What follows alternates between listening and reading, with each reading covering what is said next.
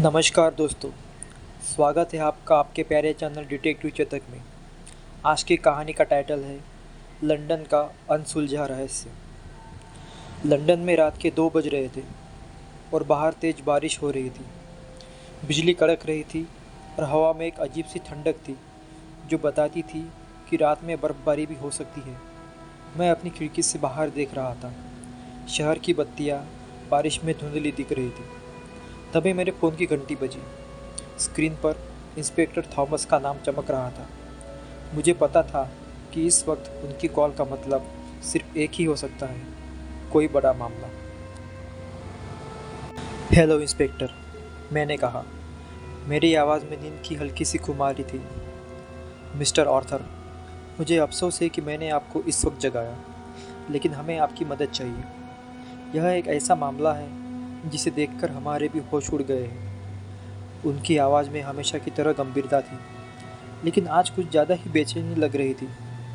मैं तुरंत तैयार हुआ और कुछ ही देर में क्राइम सीन पर था।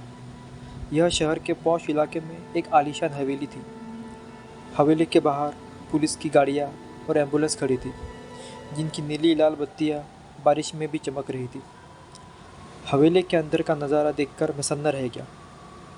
कमरे की बीचों बीच मिस्टर एडवर्ड मॉर्गन का शव पड़ा था, जो लंदन के सबसे अमीर और प्रभावशाली व्यापारियों में से एक थे। उनकी मौत किसी नुकीली चीज़ से हुई थी, लेकिन सबसे हैरान करने वाली बात यह थी कि कमरे में कोई खून नहीं था, न ही कोई हथियार।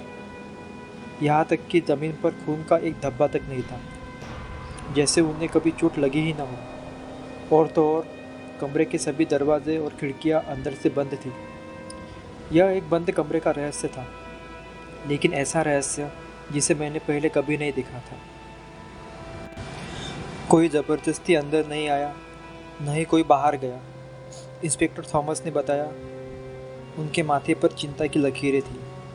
अलार्म सिस्टम पूरी तरह ठीक था और घर में काम करने वाले सभी लोग अपने क्वार्टर में सो रहे थे। दोस्तों, अगर आपको ये स्टोरी जानना चाहते हैं तो हमारे प्यारे चैनल डिटेक्टिव चेतक को अभी सब्सक्राइब कीजिए और हमारी फैमिली का हिस्सा बन जाइए। धन्यवाद।